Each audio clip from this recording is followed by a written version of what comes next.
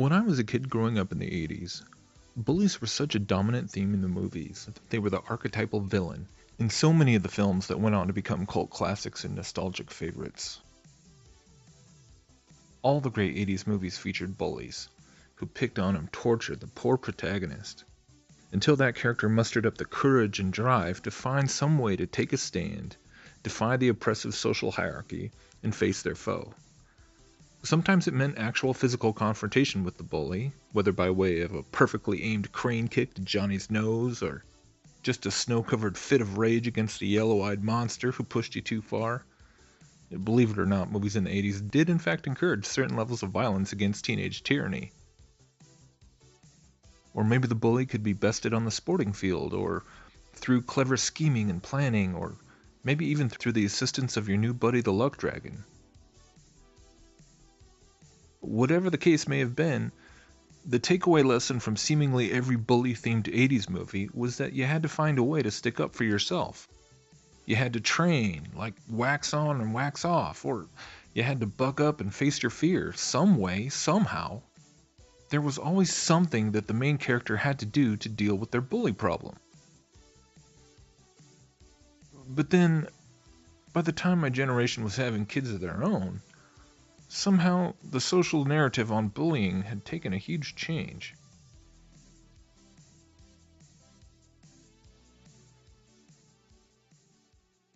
All this week we're reporting in depth on the epidemic of bullying in America and efforts to stop it. Next week, a special episode of Sesame Street will address the bullying issue. Take a look. Good birds do not have huge feet like that. Oh, but I really want to join the club. Sorry, we can't include you in the Good Birds Club with feet like that. Right, Good Birds Club? Right. Well, that's too bad. Yeah, so long, Bigfoot. That's Big Bird. Right. Poor Big Bird. Joining us now, Rosemary Trulio, Vice President of Education and Research for Sesame Workshop, along with maybe the most famous Sesame Street character of all time, Big Bird, certainly the tallest, and his new friend now, Blue Jay, who is now a friend despite what you saw in that clip. That's Big true. Bird, Big Bird, how did it make you feel? How did it make you feel when Pigeon was mean to you and said you couldn't be in the club? Oh, it wasn't very nice. It made me feel bad. I just wanted to be part of the club. And so what did you do? I just wanted them to like me. I know. And what did you do then?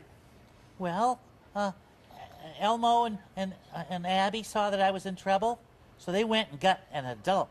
Oh, yes, because an adult needs to be brought in when something like this happens. And Blue Jay, why did you go along with Pigeon? Pigeon was not being nice, and you were very quick to side against your friend Big Bird. Why did you do that? I wanted Big Bird to join the club, but I was afraid that if I said something, I might get kicked out of the club, or maybe I'd be bullied. I didn't know what else to do. I know. All right, so this is a classic example. This is a classic example of how good kids can side with the bully and hurt someone's feelings. Why is it important for Sesame Street to do a special episode on this? Because Sesame Street has always dealt with a range of societal issues, and to lay those foundational skills, because we know that we need to start early if we want to prevent bullying from happening, and children need to know the strategies for how to cope with bullying. Big Bird said to bring in an adult.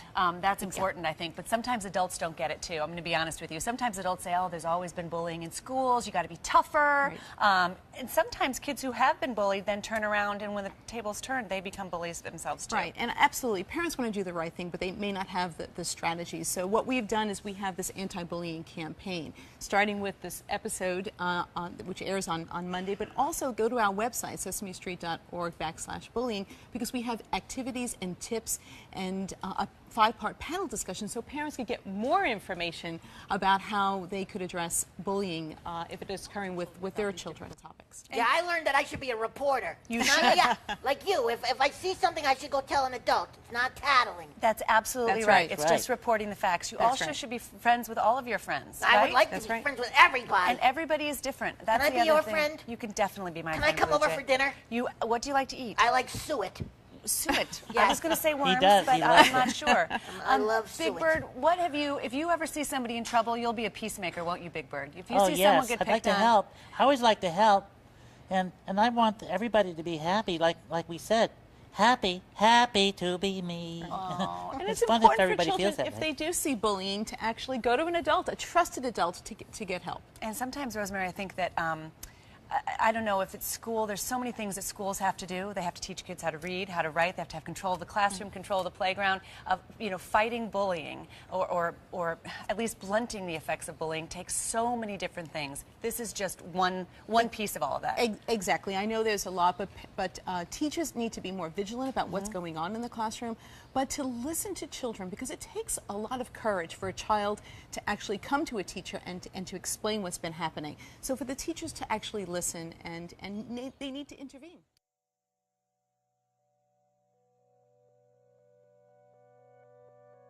When you look at it all now, you really do have to give them credit for this diabolically genius work of social engineering.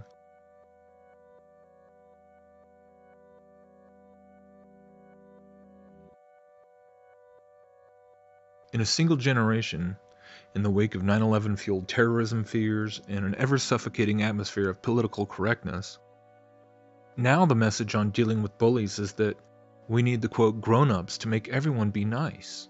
We need a culture-wide campaign of education and realignment to simply eliminate bullying from the human experience. And thankfully, government is willing to lead the way. And so now people really are turning to Big Brother to protect them from all those terrible bullies out there. But not only is Big Brother watching out for you, protecting you from the bullies, Big Brother is kind enough to educate you as to who the bullies in your world really are. The bullies are hiding in caves in Afghanistan. The bullies are drinking vodka in Moscow. The bullies are building nukes in Pyongyang.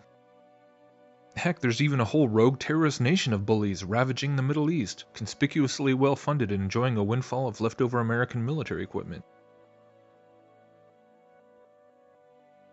But wait, there's also bullies within our own borders, amongst our own citizenry too. Are you a bully? Are you oppressing others because of, say, their sexual orientation or their gender identity?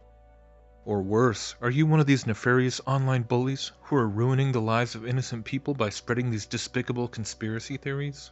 If you are, well then maybe you deserve a well-placed karate kick to the nose. Metaphorically speaking, of course. Maybe you need to be dealt with by our beloved Big Bro. I apologize for the sarcasm, but speaking of Orwellian themes, the more we stand and watch things developing at such a rapid pace, the harder it is for me to deny that Orwell's concept of newspeak, the establishment's control over the thought processes of the citizenry through control of the language itself, isn't indeed being accomplished right before our eyes, through the Twitterization of the brains of the upcoming generations. In the name of expediency, people have succumbed to a mentality whereby they are increasingly incapable of complex thought, nuanced dialogue, true critical thinking. Instead of reading articles anymore, they read headlines. Headlines are summarized into simple concepts represented by a single coined term. Operation #brainwashing is in full swing.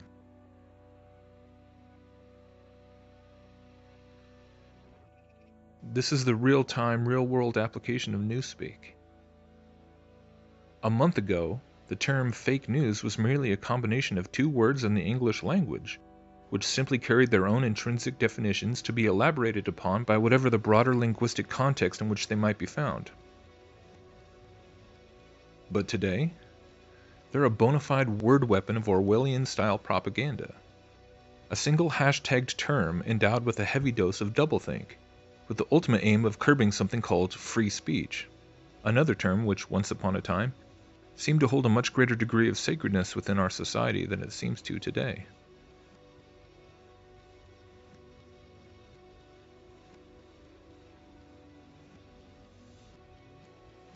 But really, if you don't see that this newest projectile in the #newspeak arsenal isn't being deployed in a blitzkrieg fashion, then honestly I'd say you're #out to lunch.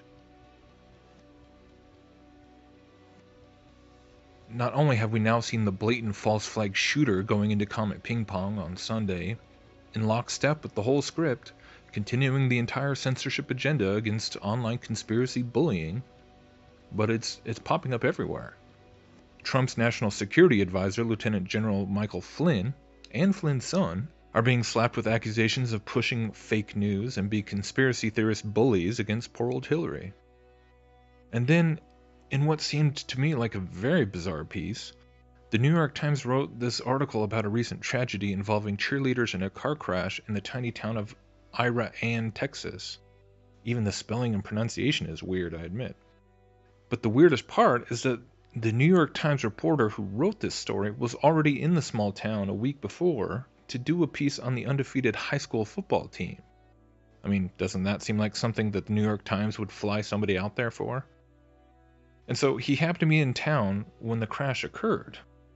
But he starts off his story talking about how almost a year ago, the town was the center of a so-called viral fake news story, and was the center of this conspiracy theory about how the whole town was actually fake and just a cover for some secret underground installation. So, cheerleaders are dead from a car crash, but he feels the need to begin his article talking about a fake news story in a connection to the town from almost a year ago, and mentioning it several times throughout the article. And on top of that, the article is very lengthy and then gives an uncommon amount of detail about the crash and how the victims were discovered, and you definitely just got to go check it out. The whole thing is just very strange, and obviously it's hard to not conclude that whether that really happened or whether it was all made up. Either way, they're not wasting the opportunity to push the whole fake news meme again. Every day it gets harder to distinguish the fake real news from the real fake news.